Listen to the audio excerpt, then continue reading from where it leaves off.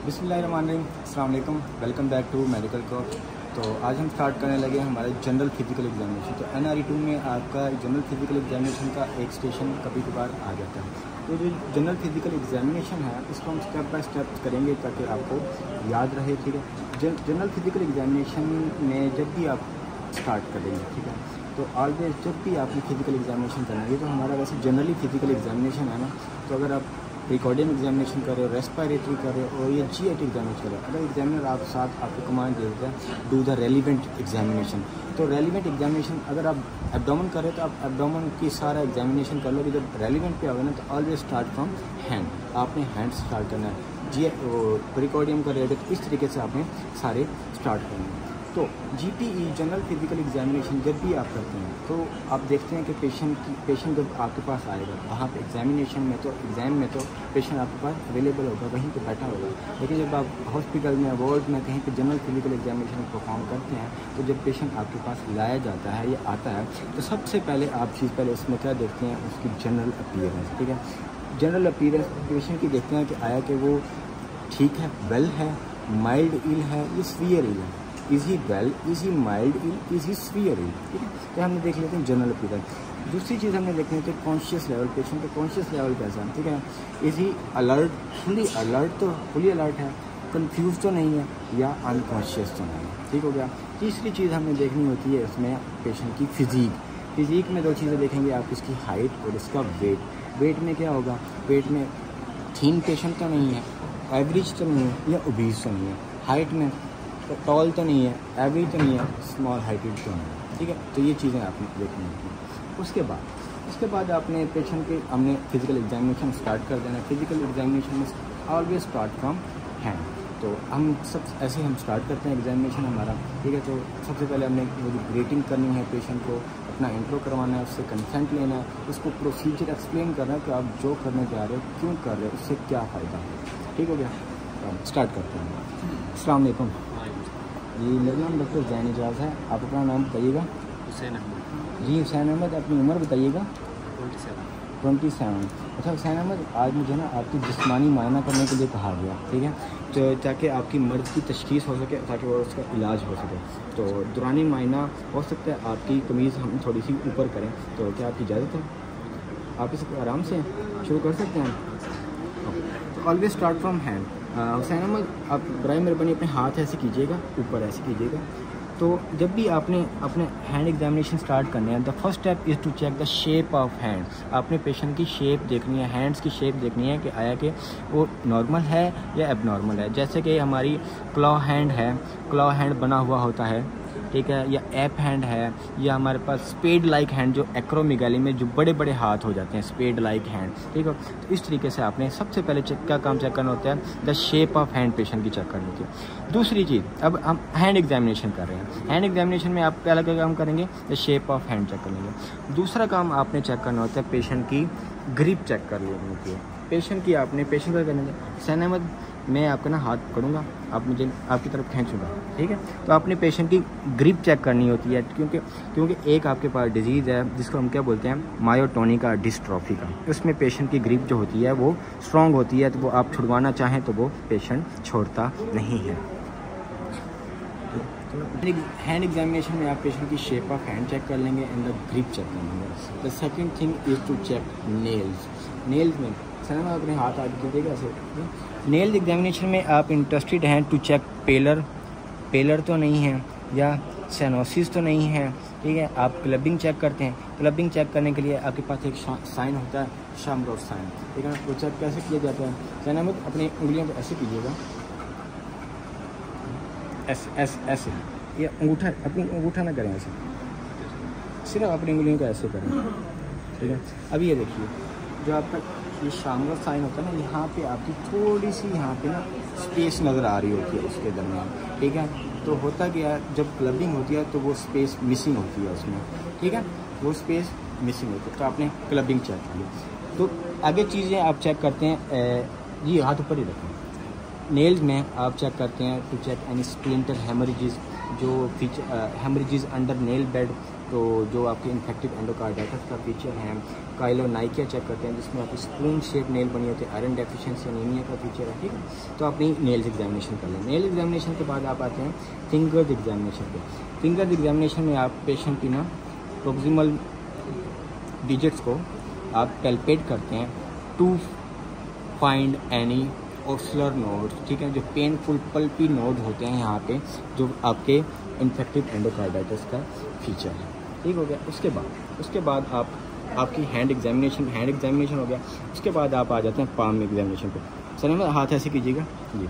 अब आप palm expose है पेशेंट के। पाम में आप इंटरेस्टेड हो to check any muscle wasting तो नहीं है, ठीक है, जो अपने थिनार हाइपोथिनार मसल्स होते हैं उनकी वेस्टिंग तो नहीं है, या यहाँ पे डिपिट्रीन कंट्रैक्चर जो लीवर फेलियर में होते हैं, ठीक है, वो तो नहीं है। यहाँ पे ये जेनवे लियंस जो आपकी रेडनेस होती है प्रेगनेंसी में या लीवर फेलियर अपने इन्फेक्टिव एंडोकार्डाइटिस में, वो तो नहीं है। और साथ ही आप चेक करते हैं पेशेंट के हाथ का टेम्परेचर चेक करते हैं आप इस तरीके से, ठीक है।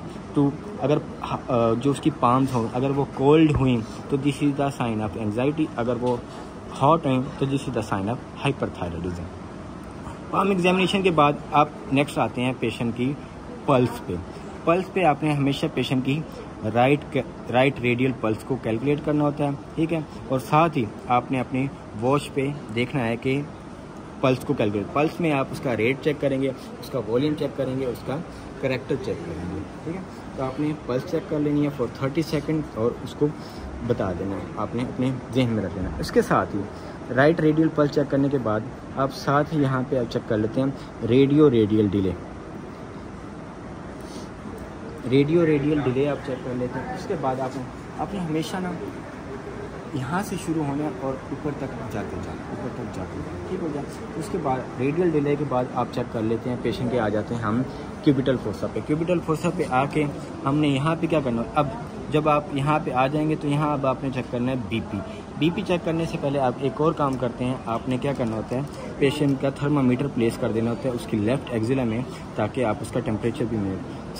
सैनमद ड्राई मेहरबानी ये ना अपनी बाएं बगल में रख लीजिए, ठीक है। तो जैसे ही पेशेंट आप थर्मामीटर प्लेस कर लेगा तो साथ ही आपने उसके राइट आर्म पे अपना अपरेटस लगा देना है और पेशेंट का आपने बीपी चेक करना है। बीपी चेक कर लेना है आपने साथ ही जी, ये मुझे दे दें।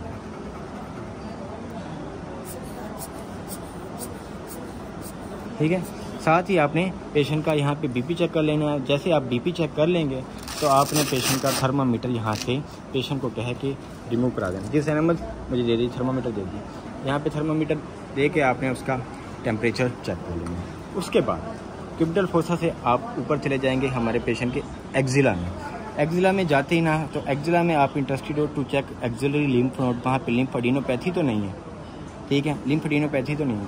लिम्फेडिनोपैथी के लिए आप क्या कहते हैं कि पेशेंट को जी सैनमद अपने ड्राई मेहरबानी अपना बाजू ना ऊपर कर लीजिए ऐसे, ठीक है।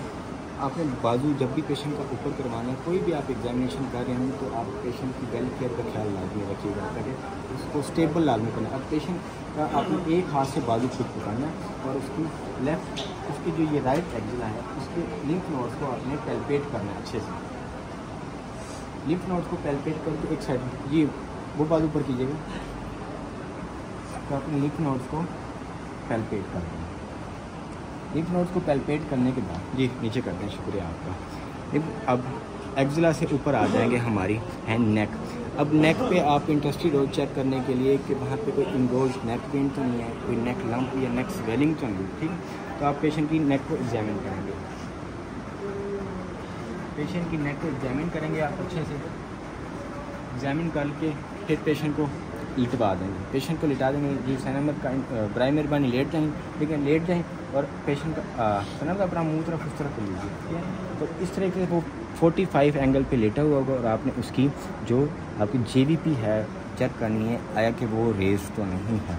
उसके बाद नेक एग्जामिनेशन के बाद आपने आ जाना है फेस एग्जामिनेशन पे। फेस एग्जामिनेशन पे आप इंटरेस्टेड हो to check any periorbital puffiness तो नहीं है, ठीक है। टिप ऑफ नोज आप चेक करेंगे, वहाँ पे कोई सियानोसिस तो नहीं है, पेलर तो नहीं है। एयर लोब्यूल चेक करेंगे आप, ठीक है, वहाँ पे सियानोसिस तो नहीं है, ठीक है। अब आपने आई एग्जामिनेशन करना है। आई एग्जामिनेशन में आप चेक कर रहे हैं टू चेक एनी जॉन्डिस और एनी एनीमिया।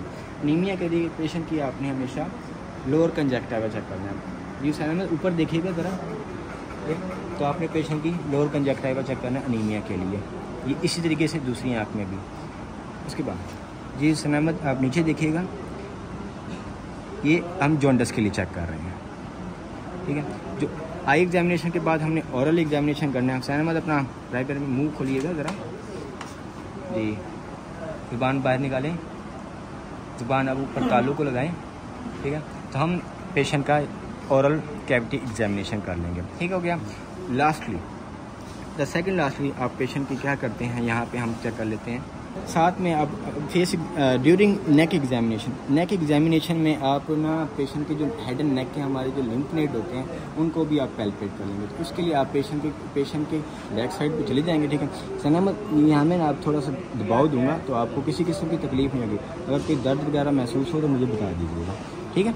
तो यहाँ सबसे पहले आपके पास ना सुप्रा क्लेविकुलर लिम्फ नोड होते हैं। आप पेशेंट के ना बैक साइड पे खड़े हो जाएंगे और सुप्रा क्लेविकुलर लिम्फ नोड हैं, इनको पैल्पेट करेंगे, ठीक है।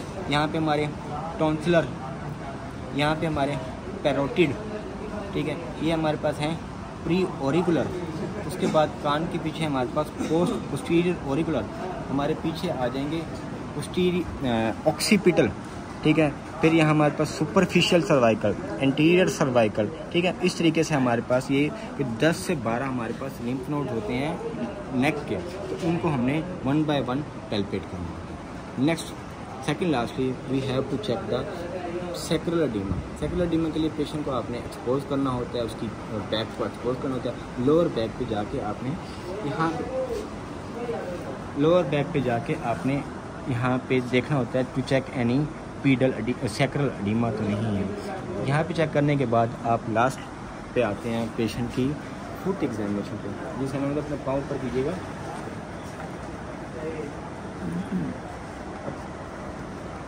फुट एग्जामिनेशन में आप इंटरेस्टेड हो to check any nails examination करने हैं, क्लबिंग तो नहीं है, सियानोसिस तो नहीं है, पेलर तो नहीं है। साथ ही यहाँ पे आपने चेक करना होता है पीडल एडिमा। पीडल एडिमा हमेशा आपने मीडियल साइड पे चेक करना होता है, ठीक है। तो आपने यहाँ पे चेक करेंगे पीडल एडिमा, यहाँ पे आपने ऐसे करके चेक करना है और ये this completes our exam general physical examination. तो लास्टली में पेशेंट आपका एक्सपोज होगा, अगर एक्सपोज हुआ तो आपने उसको कवर करना जी। उस समय में अपनी कमीज़ पहन लीजिए, अपनी शर्ट पहन लीजिए, ठीक है। आपके ताउन का बहुत बहुत शुक्रिया।